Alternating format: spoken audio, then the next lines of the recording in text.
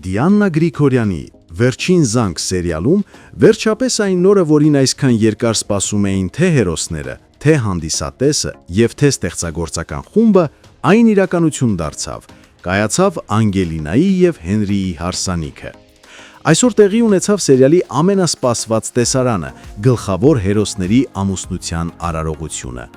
Նկարահանումները անցկացվեցին բարձր տրամադրությամբ, հանդիսավոր մթնոլորտում։ Բոլորը դերասաններից մինչև ռեժիսորական խումբ վայելում էին յուրահատուկ օրը, քանի որ այս հարսանիքը ոչ միայն կարևոր փուլ էր սյուժեի համար, այլ նաև մի ամբողջ էմոցիոնալ գագաթնակետ, որին բոլորը պատրաստվել էին ամիսներով։ Հենրին ու Անգելինան ամուսնացան իրենց ծնողների համաձայնությամբ։ Ճիշտ է, այդ համաձայնությունը լի էր տարբեր անձնական շահերով, սակայն ոչ Հենրին, ոչ էլ Անգելինան դեռևս լիարժեք չեն գիտակցում, թե իրականում ինչ բարդ խաղի մեջ են ներքաշված։ Այս պահի դրությամբ Անգելինան հավատում է, որ ամեն ինչ ընթանում է սիրոյի ու վստահության հիման վրա։ Բայց շատ շուտով նա կարող է կանգնել դաժան ճշմարտության առջև։ Դիտեք այս տեսանյութը մինչև վերջ, և մենք ձեզ կներկայացնենք բացառիկ կադրեր հարսանիքից։ Միևնույն ժամանակ մենք ստացել ենք բացառիկ տեղեկություն, որը վերաբերում է Սոսին։ Նա արդեն վստահ է, որ Անգելինան իր կենսաբանական դուստրն է։ Հենրիի խոսքերից հետո, երբ նա ասում է, թե արդեն գնացել է ավագից Անգելինայի ձեռքը խնդրելու, Սոսը մտահոգվում է ու սկսում վերլուծել բոլոր վերջին իրադարձությունները։ Հիշում է նաև ավագի տարօրինակ պահվածքը, Անգելինայի անսպասելի այցն իր տուն, և արդյունքում գնում է ավագի մոտ ճշմարտությունն իմանալու։ Սակայն ավագը ամեն ինչ հերքում է, վախենալով դստեր հանդեպ վստահությունը կորցնելուց։ Սոսի համար սակայն այս փուլում ամեն ինչ պարզ է։ Նա հարսանիքի օրը մի մեծ ծաղկեփունջ է ուղարկում Անգելինային, որի մեջ դրված է մի բացիկ։ Երբ Անգելինան կարդում է բացիկի գրությունը, այն մեծ զարմանք է առաջացնում։ Գրությունն ակնարկում է, որ Հենրին գիտի ճշմարտություն իր ծնողների մասին, սակայն լռել է և ոչինչ չի ասել։ Անգելինայի համար սա դառնում է մտորումների նոր աղբյուր, և հավանական է, որ հենց այս պահից սկսի նրա կասկածների շղթան։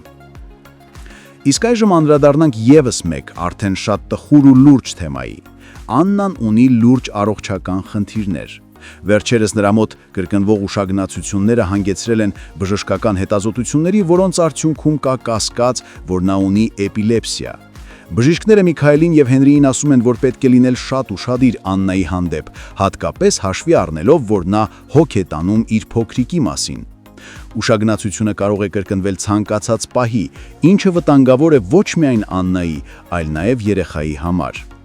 Հենց այս հանգամանքներից ելնելով Միքայելը որոշում է ընդունում։ Նա կարծում է, որ ամենաոչ վտանգավոր տարբերակը այն է, որ Աննան ապրի իրենց տանը։ Այս կերպ հնարավոր կլինի մշտապես հետևել նրա առողջությանը և անհրաժեշտության դեպքում արագ արձագանքել։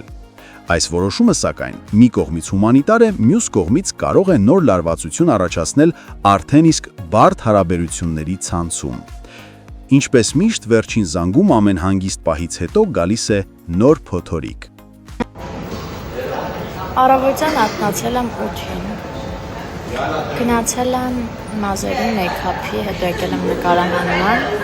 Առավոտից մինչև այս պահը ոչ մի րոպե կաբլուկներս չեմ հանել։ Եթե ձեր հարսանիքին դուք հնարավորություն ունեք, նստեք, կանգնեք, դուք որոշեք ինչ անեք։ Այստեղ չկա այդ հնարավորությունը, դուք անում եք պարտադրված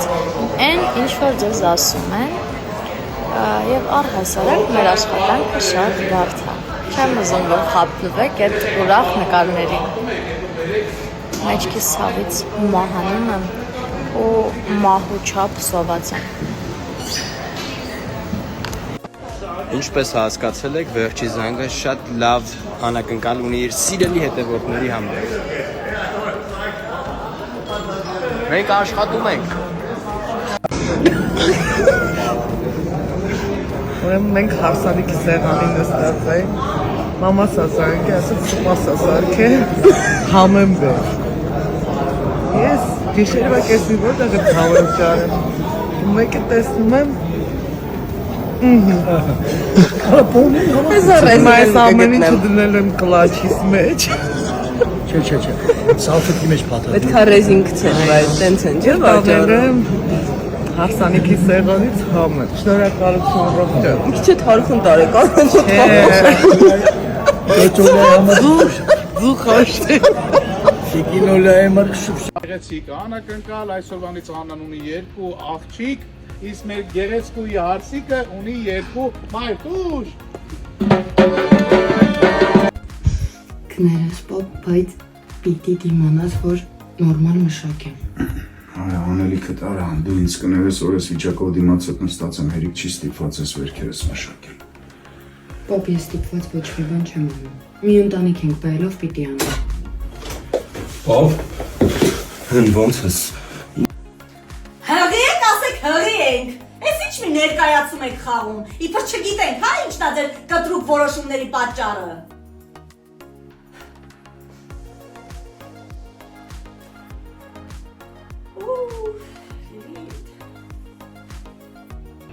Հարցեր եք տալիս հեռուստասերիալից, արդյոք մենք վերջում միասին ենք լինելու, անկեղծ չգիտեմ, իսկապես չգիտեմ ավարտը, մենք անգամ ընթացքը չգիտենք, բայց ըստ իմ լոգիկայի, ես որպես հեռուստադիտող, կարծում եմ, որ այո, շատ դժվարությունների միջով ենք անցնում, բայց եթե ուղիղ համեմատականներ տանենք իրականության հետ, ապա չէ, միասին չպիտի լինենք, որովհետև Եզակի դեպքեր են, երբ իրապես հաղթում է սերը ու ամեն ինչ լավ է լինում։ Իհարկե քուր ու եղբոր հետ կապված չէ, բայց սիրելու հետ կապված եւ ունեմ վառ օրինակներ, որ չէ, իրականում սերը չի հաղթում։ Ու մենք կլինենք լավատես այս պրոյեկտում եւ կմտածենք, որ սերը հաղթելու է։ Փոքրիկ անդրադարձանել ձեր լավ մեկնաբանություններին, լավ խոսքերին։ Իսկապես դուք ինձ ողջևորում եք, ուժ եք տալիս։ Այն մարդը, ով ինչ որ գործ անում, դա կապ չունի ինչ գործ է, ու ֆիդբեք չի ստանում, չի ուզում աշխատի, մոտիվացիա չի ունենում աշխատելու։ Մի դեպք պատմեմ, նստել էի տաքսի, վարորդը եկել ստացի ռեակցիա բուրըն, վայ, Անգելինա 40 տարեկան մի մատ։ Էլինը մեջ ճանաչում է, խոսում ենք սիրով լավ, բայց այդքան բուրըն ռեակցիա, Անգելինա, դու ես Ռոզա ջան, չեմ հավատում, sense դողացող ձեռքերով, ուրախ ու ես այդ ամեն ինչից իմ սիրտը լցվել էր։ Ես չի հավատում, որ այդ իմ հետ է կատարվում, այդ մարդը չէր հավատում, որ ինձ է տեսել, ես էլ մտածում էի,